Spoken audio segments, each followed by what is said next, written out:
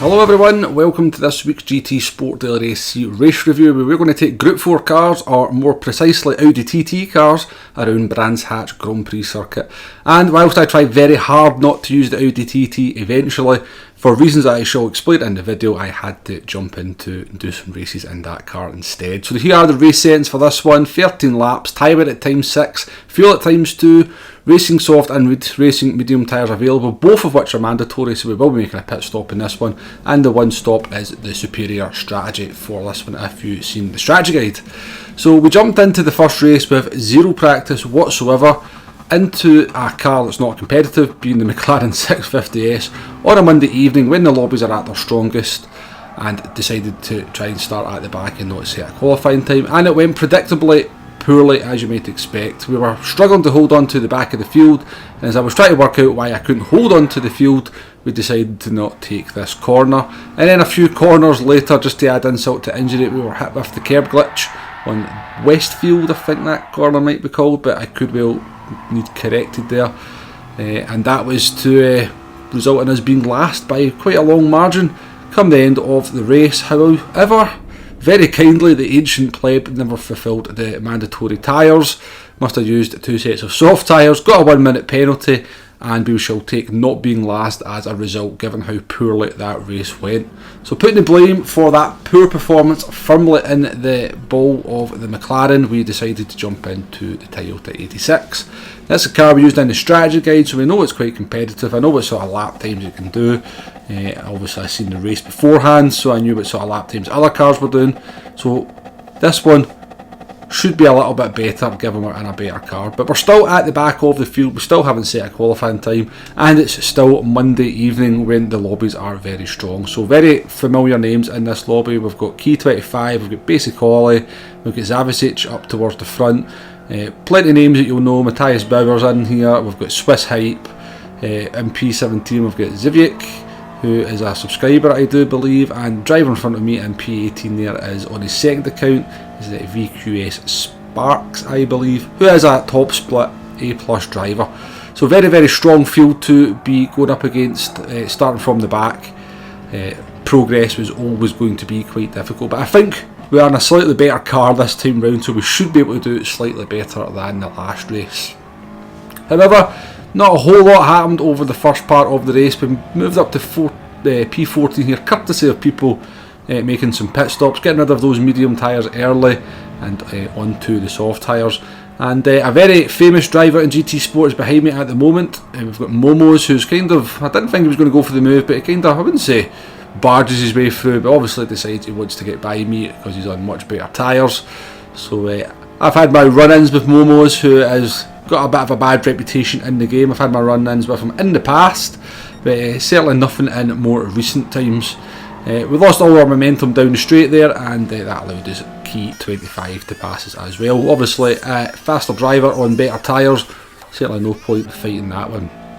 So we made our pit stop here at the end of lap number 4, and yeah, that's us back in last place once again, and last place by quite a margin. We're 3 seconds behind P18 now. However, as the pit stops started to unfold, we started to get some company. 3 cars trying to go into that corner there is not going to work, and unfortunately Zivik is going to come a bit of a cropper. That allows us to move up into P17. Now you're going to see one of the problems of this race here in a sort of circumstance in which it's very easy to pick up a penalty. Because the pit lane is just off the last corner, any cars going into the pit lane have to slow down a lot more than you normally would if you're taking the racing line. It's very easy to clip the back of a car that's going into the pit and pick up a penalty. Fortunately in that case there we didn't pick up a penalty, but I have been the victim of that a few times over the course of the week, which is extremely annoying to say the least. So we jump forward here to lap number 11. We're actually in the lofty heights of P13. We have a big group of cars in front of us. I think we've got 3 Audi TTs, and we've got Basic Ollie, who is in the Toyota 86, the same as me. So we come off this corner here quicker than the Swiss driver, than the Audi TT, and we're in the slipstream of Adama Pineapple. But you can see, even with all that, the Audi TT is so much quicker down the straight. It's going to run wide here into, is it Surtees, that corner? I don't think that one is called Surtees. It's a Hawthorns, I think it's Hawthorns. And that is going to allow us to move up into P12. But We've still got the close attention of the Swiss driver here as we come into this tight right-hander. Going to have to go slightly defensive, don't want to go 2x2 through there as we've seen earlier in the video, or somebody will come a cropper. Thankfully the Swiss driver seeing sense there and not going for the move. But we've still got very much the close attention of that driver in the Audi TT, and if he gets a decent run out this last corner, given the sort of disparity in the top end between the two cars that we're in, we're going to be in trouble into turn number 1. You can see we've had to go defensive straight away. Look at that radar as you see the arrow just closing up, closing up, closing up. We keep it to the right hand side. It is going to compromise our entry into turn number 1. The Audi TT is very strong through there, even on the warm tyres. You can see he's got a nose up the inside, but we're going to try and fight it round the outside. We have a nice wide line. We've got better mid-corner grip than that driver at the moment, so as long as we can kind of just fend them off into this middle sector where the Toyota 86 is particularly strong, we should be able to end this fight here and there. We look like we've got a little bit of a gap coming into, I think that corner's a surtees. As long as we could get a good exit there, and we did, we should be able to stay in P12. Now we closed up on the 3 drivers in front of us over the course of the last lap, but no moves could be made, and we were actually quite satisfied with a P12 at the end of this one, given that was the race immediately after the shambles in the McLaren. I was quite happy with the progress being made there. So here is why using the Toyota 86 and probably the Renault Megane is a bit of a problem in this race up against most of the fuel being in Audi TTs. So we have just came out the pits here, having changed from mediums on to soft tyres, and that Portuguese driver was about 1.3 seconds ahead of us, and the German driver, you can see in P11 now, was about another further second ahead of that driver. So about a lap and a half later, we have caught up with them significantly because we've got so much better pace. Now the Portuguese driver puts a bit of a robust move on the German there. I would say robust, maybe being kind. And as we come in towards the sort of longest straight on the course here, the Audi TT driver here is going to go wide, lose all momentum going down the straight, and we're going to go down the outside of them. But even with all that momentum lost, the fact we got a much better exit, the Audi TT has got so much more top end that we can't overtake them on the straight. Now we know we've got much better tyres, we'll try and hang it around the outside of this corner here, which is not advisable. We just about get given enough room, and we're still going to keep trying to stay on the outside here where we get given a little bit less room by the Portuguese driver, and that's going to cost us a position to the German. Now we're on much better tyres, but because we just look at that top end and we just can't get past on the straight, even with the Audi TT having some issues. And then when you're following them through corners, because these two drivers are on pretty worn tyres now, a lot of the Audi TT drivers out there are going to lap 6 and 7, they have no tyres by that point. I would be suggesting that a lot of Audi TT drivers out there should be doing the 2-stopper rather than the 1-stopper. You'll get a great example here. So this German driver is on very worn tyres. Look how much slower he has to go through turn 1 than me. I can't get on the throttle here because I've got a face full of Audi TT, and it kind of forces you in these cars to go for moves a bit like this. Now this is an absolute legitimate overtake, you know, because we're in so much better grip, and we make the apex. The German driver seen it was coming as well and gave us the room, but that's the only way to pass some of these Audi TTs, is to savagely dive them in a car like the Toyota 86 or the Renault Megane Trophy, and that just leads to problems, you know, because it upsets other drivers. They don't see you coming, they just turn in on you, you start getting penalties, and things can get a little heated in the post-race chat. But we did bring that one home in 9th place, 11 positions up from our starting position, but progress was being made. And in the next race, progress was continued to be made, albeit we finish in the same finishing position, courtesy of basically serving a 3-second penalty and losing 4 positions. But we finish in 9th place again, but we're much closer to the cars in front of us. So steady progress was being made in the Toyota 86. And then we started to sort of get some top 6 finishes, and then we actually managed to pick up a podium in the Toyota 86. But that was just probably as much as anything else, just that the sort of strength of the field was starting to decrease by that point as well. However, after a good number of races in the Toyota 86, and it had served me pretty well, and we had started to make some good progress with it, I did get a little bit frustrated just with battling against the Audi TTs over the opening laps.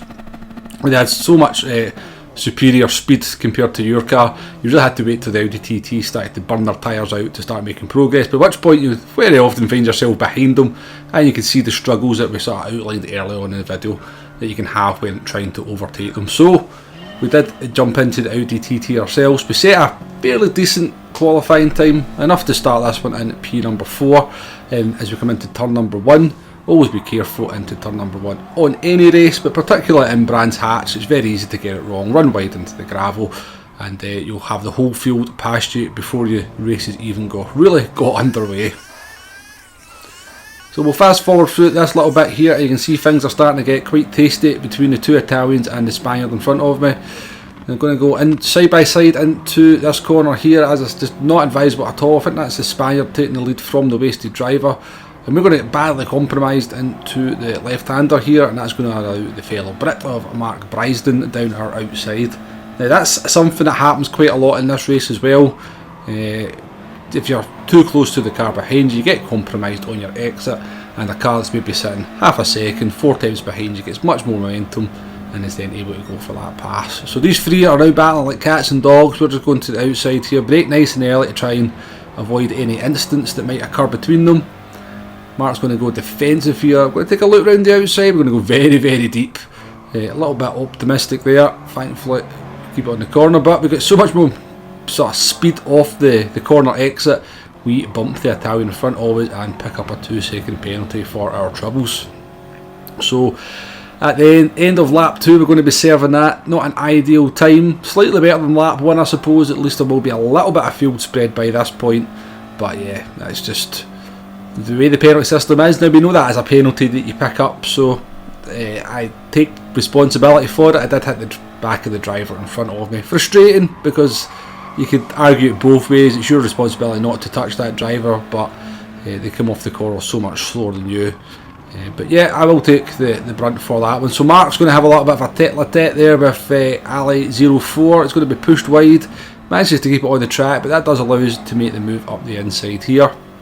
And we will momentarily be back up in P number 4 before we serve our penalty. So hopefully the field spread has been enough that even with a 2-second penalty we don't fall too far behind. So another driver serving a penalty behind us there, and it's going to be down to P8 that we're going to go. So certainly not a disaster. We're in the queue of the cars that we're fighting with, so it looks like P2 all the way up to P number 8 myself, in fact P number 9, all in this fight for the podium. So that 2-second penalty looks like it cost us about maybe 3.5 seconds going by the lap time. As I said, just one of these things, you know. I don't get too annoyed with the penalties in GT Sport. I sort of tend to always kind of look at it that I benefit from the penalty system probably a lot more than what it costs me. You know, other drivers are dealing with the same things. They're picking up penalties. I pick up a lot of positions in races through other drivers picking up penalties that are maybe unjustified. So as long as I can minimise the amount of unjustified penalties that I pick up, then it technically becomes a net gain. And I think that's a sort of positive way to look at things for the penalty system. Lots of people get themselves way too frustrated and annoyed by it. It's just not worth it. Try to look at the positives of it. The penalty system punishes other drivers just the same as you, and just think of all the positions you pick up in races because of it. So there's a bit of a raging battle going on ahead of us here. Everybody keeping it relatively clean, getting themselves sorted out here for one of the trickiest corners on the circuit. And we'll just fast forward through some of this here. You can see the action's unrelenting, a couple of positions being swapped, and we're just technically I would do my best just to sort of keep out of it here, look after the tyres, take some of these corners in slightly higher gears than what I could. If I can look after the front tyres, then I'll benefit around the pit stop window. And you can see here coming midway through lap number 5, our front tyres are in pretty good shape, and we're certainly getting better drive out of most of the corners than the cars in front of us. So we're going to get 2 Germans in front of us, and we're going to get the slipstream from one of them. That's going to allow us to go up the inside of Matthias Bauer here. Raced Matthias plenty times. I know he's a very fair driver. There's a little bit of an incident there between the 2 drivers in front of us, and that's going to allow us to go up the inside of both of them. Now we had to keep it nice and tight, leave space on the exit, but we managed to pull that overtake off very nicely. That's why it worked out perfectly for us, because as I said, we've been looking after our tyres up until this point. We've now got some clear track in front of us. Can we use those fresh tyres to open up the gap? And if you look to the gap to P6 behind us, we've already got 1.3 seconds, so couldn't have worked out any better for me there. We managed to get the overtakes, had the tyres to then capitalise on the clean track, and now we can chase after that podium. So after our pit stop from the softs to the mediums, we're down in P6. That's because P3 hasn't pitted yet. P5 pitted the lap before us, and P4 pitted on the same lap as us. So we should be able to try and chase these drivers down now and see if we can sort of maybe get on that podium with the Audi TT, which after a 2-second penalty, which dropped us from 4th place down to 8th place, would be a pretty solid result. So we'll jump forward here to lap number 8. You can see we have closed up with the 2 drivers in front of us, and surprisingly, P4 here comes out the pits right in our path now. I didn't really think that driver was in our battle, because I believe they were up in P2 or had escaped the clutches of the sort of battling that we were doing, but maybe left their pit stop just a little bit too late and they came out in the mix with us. Now I could have probably went for a move round the outside there, but my thinking was just let this driver go with his nice fresh tyres, go and put some pressure on the 2 drivers in front of me, and possibly we can capitalise on some mistakes or penalties from them. We've got a nice little battle here raging from P2 down to P6. We've still got the close attention of the wasted driver, the Italian behind us. And coming into turn number 1 here, you can see he's very, very close. He's going to get slightly better momentum off the corner. He's going to go for the overtake. I had a funny feeling he was, so we did actually see we left the door open. And looked like he was quicker than me at the moment. So again, similar kind of thinking here. I'm sort of more looking at P2 for this one. We've still got 3.5 laps to go here, so if I start fighting with that driver too much, these drivers just pull away from us, whereas I can just let them pass, use the slipstream, and then once they get into the battle with them, again we can maybe just capitalise on some instants, penalties and stuff like that. And I know by the end of the stints that my tyre wear will probably be better than these drivers as well, so if we can just make sure we're still in the mix come laps 11, 12 and 13, then we should be in pretty good shape.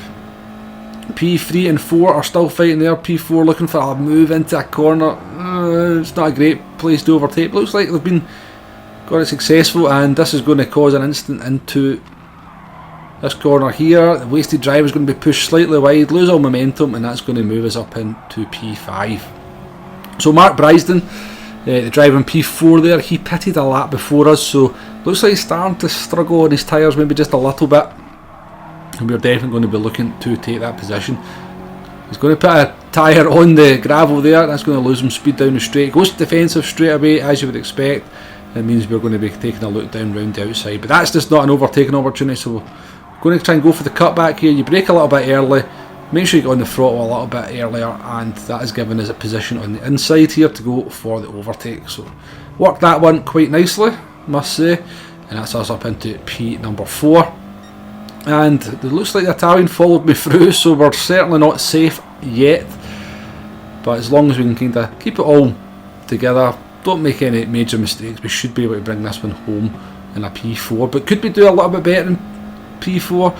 Coming onto the last lap here, you can see that the Italian, who pitted at the same time as me, appears to be really struggling on his tyres. We know the Irish driver, Brian, pitted a couple of laps after us, so he seems to have a lot more speed. And if you want an example of how much battling cost you to the cars behind, then this is it, because I think I was 1.5 seconds behind these 2 drivers at the start of lap 13, and because they've been fighting, look how much we've managed to close up on them. Unfortunately, we're running out of lap to maybe sort of get a move done. Brian is going to go and look for the move up the inside. Oh, it's a bit of a late move from the Italian. Going to get the cut back. Oh, he's going to put a wheel on the gravel. Is that going to allow us to maybe capitalise and take a podium? That would be a bit of a result after our penalty, but we're not going to quite get there in time. It's going to be a P4. But a very entertaining race. Lots of good close racing. All very fair from what I could see. And quite satisfied with that result after the penalty. So hopefully I managed to entertain you there, give you some entertainment, something interesting to watch. Do hit that like button, do hit that subscribe button if you did find yourself entertained. Leave a comment down below, I shall do my very best to get back to you. I generally manage to reply to just about everybody's comments. But this is quite a fun race. Unfortunately, it has become an Audi TT Cup, which is not for everyone. I don't enjoy driving Audi TT, I have to say. I much prefer to be driving the Toyota 86, but as I said, hopefully I managed to outline the problems of trying to use that car in this race. But yeah, give this one a bash if you haven't. Just be aware that you're probably going to have to use the Audi TT to be competitive, or possibly maybe I've seen the Scirocco doing quite well as well. But until the next video, thank you very much for watching, and I shall see you on the next one. Goodbye now.